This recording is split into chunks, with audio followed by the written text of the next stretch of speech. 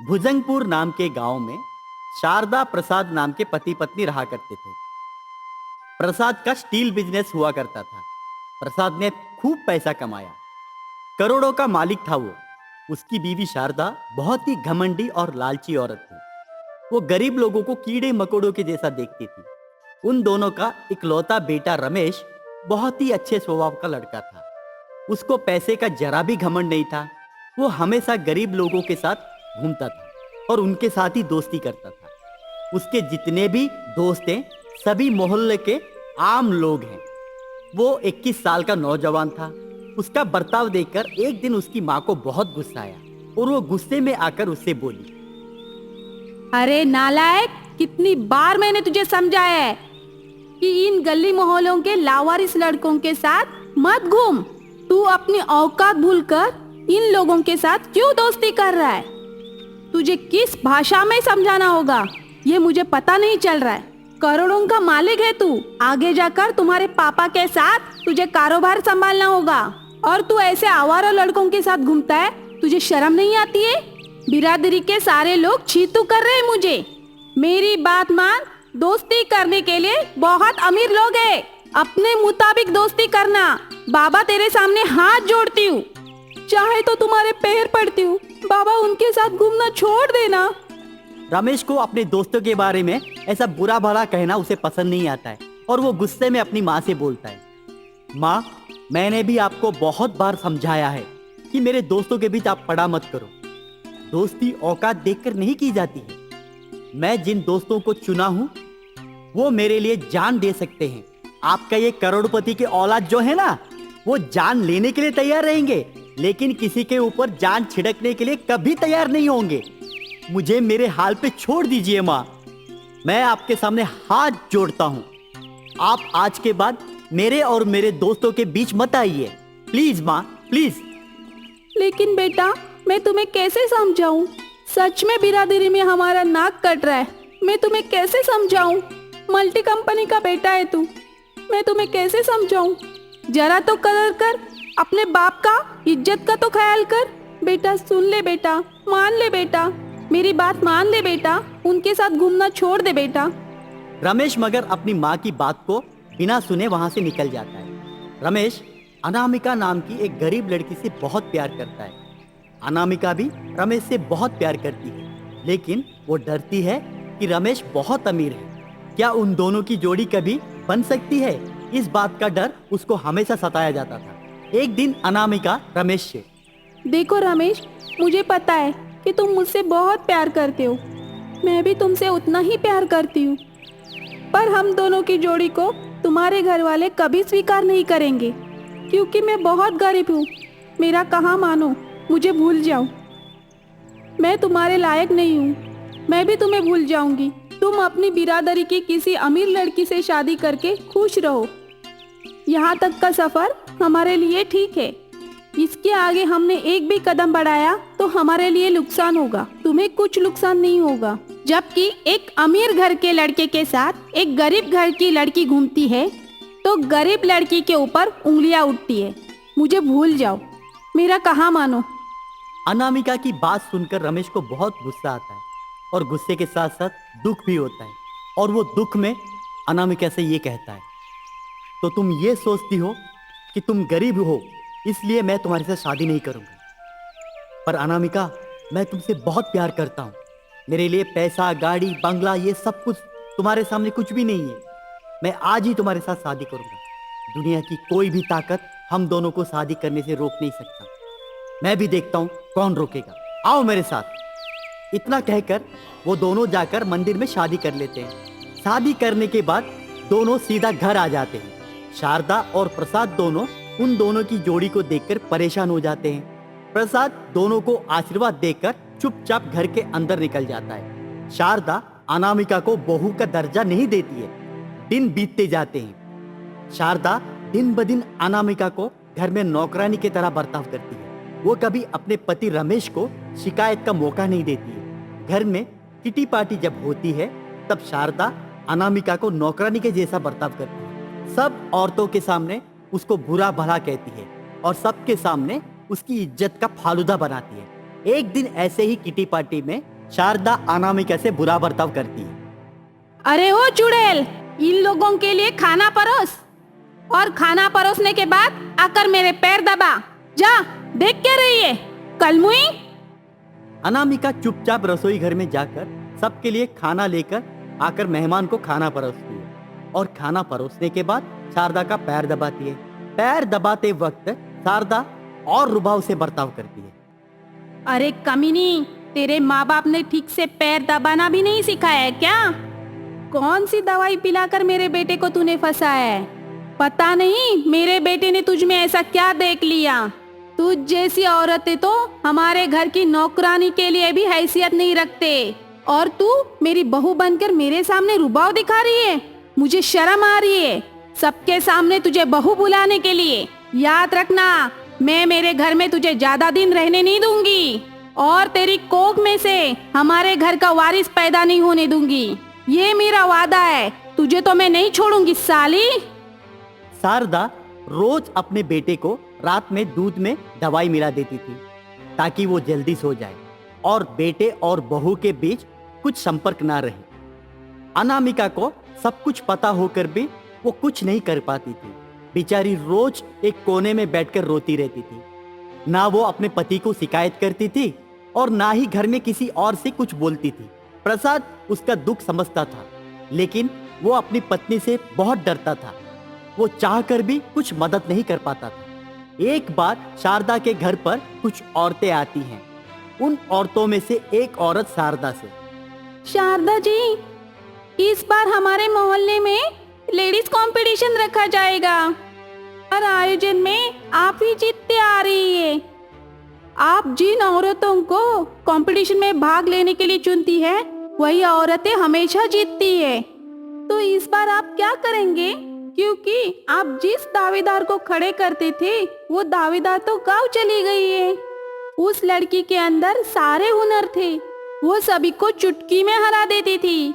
लगता है शारदा जी, इस बार आपका नाक जरूर कटने वाला है। इस बार तो हमारा पल्ला भारी है, हम ही जीतने वाले हैं। देख लीजिए शारदा जी। उस औरत की बात सुनकर शारदा को बहुत गुस्सा आता है और वो गुस्से में उससे बोलती है, शारदा का नाक कटेगा तो गला कटने के बराबर है। आज तक शारदा को ना कभी कोई हराएगा ना हरा पाएगा। शारदा को हराने वाला अभी तक कोई पैदा नहीं हुआ है। होगा तो इस बार मैं खुद लड़ूंगी और अपनी इज्जत खुद बचाऊंगी। लगाओ जितना शर्त लगानी है, मैं खुद जीतूंगी। शारदा जी, आपकी उम्र तो देखिए जरा। क्या आप जवान लड़कियों के साथ दौड़ पाएंगी, या आप जवान लड़कियों के साथ लड़ पाएंगी, या उनके साथ कूद पाएंगी? मजाक मत कीजिए, ये खेल है, पैसों का खेल नहीं है। मजाक मत समझिए। दौड़ते दौड़ते आप ऊपर चले जाएंगे, आपकी सांसें अटक जाएंगी। याद रखना, ये आखिरी खेल होगा आपका। शारदा का नाक कटेगा तो गला कटने के बराबर है। आज तक शारदा को ना कभी कोई हराएगा ना हरा पाएगा। शारदा को हराने वाला अभी तक कोई पैदा नहीं हुआ है। होगा तो इस बार मैं खुद लड़ूंगी और अपनी इज्जत खुद बचाऊंगी। लगाओ जितना शर्त लगानी है, मैं खुद जीतूंगी।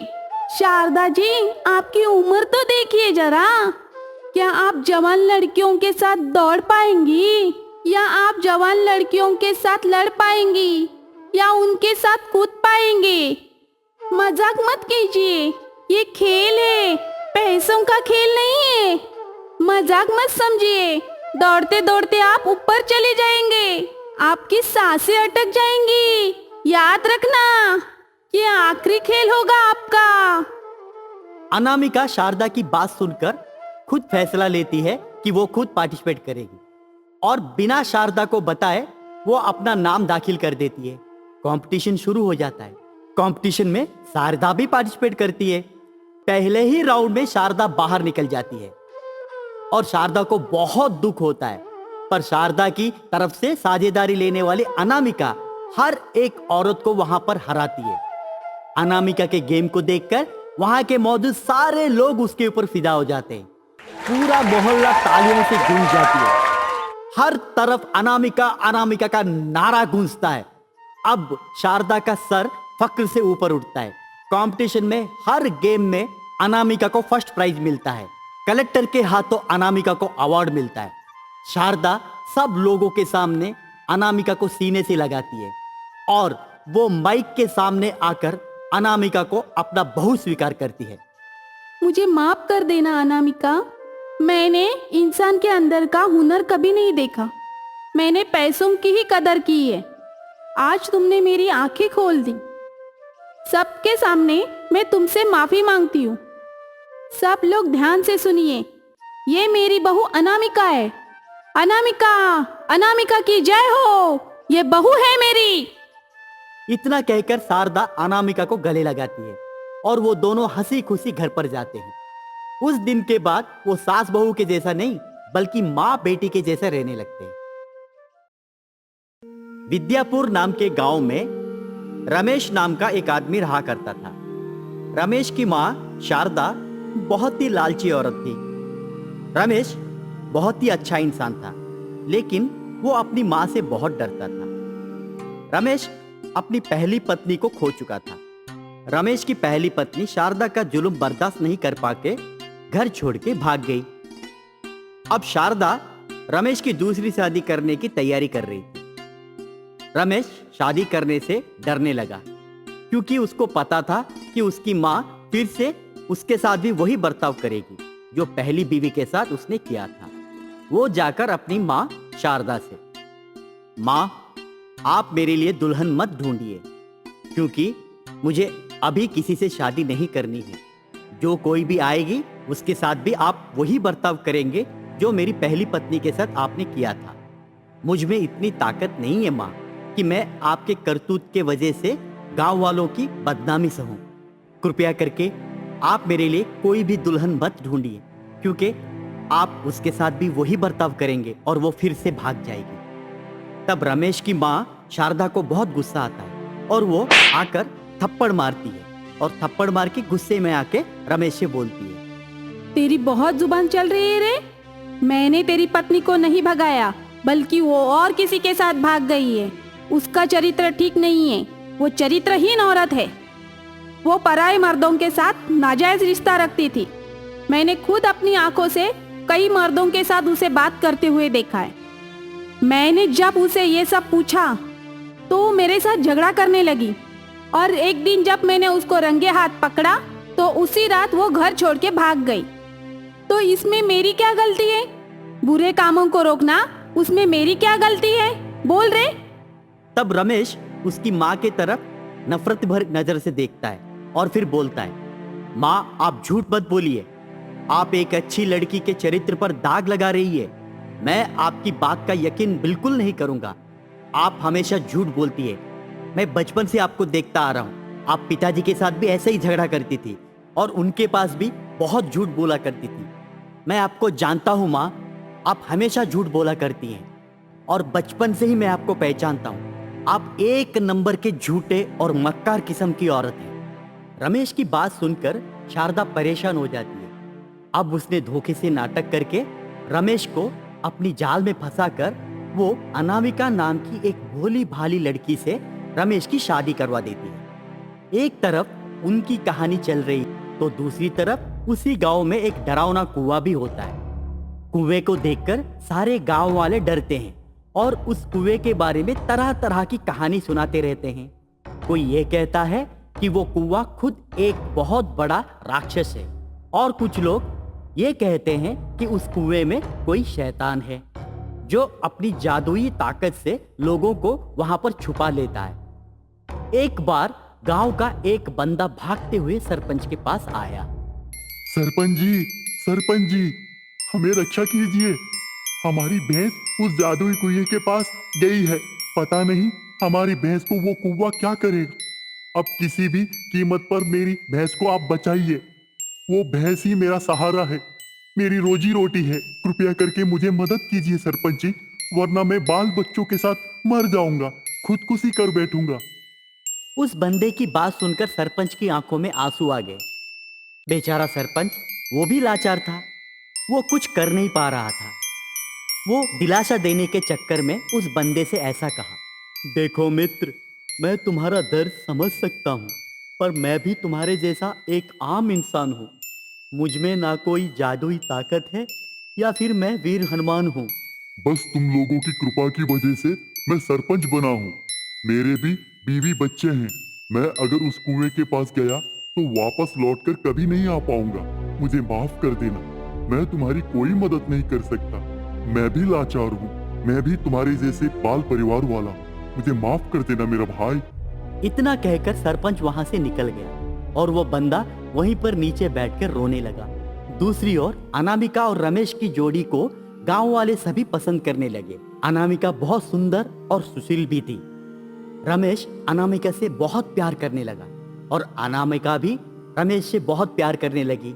इन दोनों की जोड़ी को देखकर शारदा के मन में जलन पैदा हुआ। शारदा अपनी असली चाल चलना शुरू कर दी। रमेश एक दिन काम पर गया हुआ था। अनामिका खाना बना रही थी। तब शारदा जाकर अनामिका से, ओ बहू, एक बात का ध्यान रखना, 1 महीने तक मेरे घर में पूरा सामान भर नहीं आए तब तक तुम दोनों एक दूसरे से अलग रहो। और याद रखना, जब तक मैं ना बोलूं तब तक तुम गर्भवती होने का भी सपना मत देखना। और ऐसा किया तो मुझसे बुरा कोई नहीं होगा। मेरे बारे में पूरे गांव वाले भी जानते हैं और मेरा बेटा भी जानता है। मैं बहुत ही हरामी किस्म की औरत हूँ। अगर तुमने ऐसी गलती करने की कोशिश भी की तो याद रखना, मैं वो बच्चा गिरा भी सकती हूँ। सास की बात सुनकर अनामिका डर जाती है और वो रोती हुई अपनी सास से, पर माँ जी, मैं आज ही आपको एक खुशखबरी सुनाने जा रही थी। मैं अभी गर्भवती हूँ माँ जी। बस आज मैं आपको पहले बताऊंगी और बाद में उनको बताऊंगी सोची थी। तब शारदा गुस्से में आकर अनामिका से, अच्छा हुआ तूने मुझे ये बात पहले बताई। कान खोल के सुन ले, तू रमेश को ये बात कभी नहीं बताएगी। 1 महीने के अंदर अगर तूने अपने मायके से घर का पूरा सामान और पूरा 50 तोला सोना लेकर आएगी, तब जाकर अपने पति को तू ये खुशखबरी सुनाना। अगर तब तक तूने बताया तो याद रखना, मैं तेरे खाने में दवाई डालकर तेरे बच्चे को गिरा दूंगी। अनामिका तब रोती हुई सास से, पर माँ जी, आप तो जानती हैं मेरे घर वाले बहुत ही गरीब हैं। उनके पास 2 वक्त का खाना भी नसीब नहीं होता है। वो लोग इतना सारा सामान और इतना सारा सोना कहाँ से लेके आएंगे? मैं मर जाऊंगी लेकिन मेरे घर वालों को कभी नहीं बताऊंगी। मुझसे नहीं हो पाएगा माँ जी। अनामिका की बात सुनकर शारदा को गुस्सा आया। आकर बाल पकड़कर अनामिका से, मनुष्य औरत, मेरे सामने जुबान चलाती है। 1 महीने का वक्त दे रही हूँ। याद रखना, रमेश के कान में ये खबर गई तो समझ तेरा बच्चा गया। मैं बहुत ही खतरनाक औरत हूँ, मुझसे पंगा मत लेना। 1 महीने के अंदर सारा सामान और सोना मिलेगा तो ही तू अपने पति को यह खबर सुना पाएगी। इतना कहकर शारदा वहां से निकल जाती है और अनामिका वहीं पर बैठकर रोने लगती है। रमेश घर वापस आने के बाद अनामिका उससे बात नहीं करती, चुपचाप रहती है। ये देखकर रमेश अनामिका से, क्या हुआ अनामिका, क्यों इतना उदास हो? क्या तुम्हारी तबीयत ठीक नहीं है या फिर तुम्हारे घर वाले याद आ रहे हैं? कहो तो मैं तुम्हें कुछ दिनों के लिए तुम्हें तुम्हारे घर छोड़ आऊं। अनामिका जवाब में ना बोलकर चुपचाप सो जाती है। दिन बीतते जाते हैं। अब 1 महीना होने के लिए 2 दिन बाकी रह जाते हैं। तब शारदा आकर अनामिका से, मैंने तुम्हें 1 महीने का टाइम दिया था और 2 दिन में 1 महीना खत्म होने जा रहा है। 2 दिन के अंदर सामान और सोना घर में नहीं आया तो समझ लेना, तू और तेरे पेट में पलने वाला बच्चा दोनों मर जाएंगे। शारदा की बात सुनकर अनामिका डर जाती है और वो उसी रात घर से निकल जाती है। वो आधी रात भागते हुए जाकर उस डरावना कुएं के पास पहुंच जाती है। कुएं के पास जाकर वो खुदकुशी करने की कोशिश करती है। जब ठीक वो कूदने वाली होती है तब अचानक से कुएं के अंदर से एक हाथ निकलता है और वो हाथ अनामिका को सीधे कुएं के अंदर ले आता है। अनामिका कुएं के अंदर जाती है तो पूरे कुएं में सोना भरा होता है। अनामिका के ठीक सामने एक बूढ़ी औरत बैठी होती है। वो हंसते हुए अनामिका के ओर देखती है और वो अनामिका को जादुई छड़ी देती है। बेटी अनामिका, घबराओ मत, मैं तुम्हें कुछ नहीं करूंगी। यहाँ का जितना भी सोना है वो तुम्हारा है। आज से मैं मुक्ति पा रही हूँ। मैं इसी दिन के इंतजार में थी कि कोई अमावस्या के रात में आकर मुझे स्पर्श करे, और वो हाथ भी किसी गर्भवती का होना चाहिए था। आज से तुम्हारा सारा दुख मिट जाएगा। ये छड़ी तुम्हारी सास की दिमाग की हालत ठीक कर देगी। जाओ, जाकर खुश रहो। इतना कहते ही पलक झपकते ही अनामिका सोने के साथ अपने ही घर में प्रकट होती है। शारदा इतना सारा सोना देखकर अचंभा हो जाती है। जब वो जाकर सोने को छूने की कोशिश करती है तो अनामिका की हाथों की छड़ी जाकर शारदा को दौड़ा दौड़ा कर पीटती है। छड़ी के डर से शारदा हमेशा के लिए सुधर जाती है। अनामिका जाकर रमेश को खुशखबरी सुनाती है। अनामिका और रमेश एक सुंदर से बालक को जन्म देते हैं और वो हमेशा के लिए हंसी खुशी रहते हैं।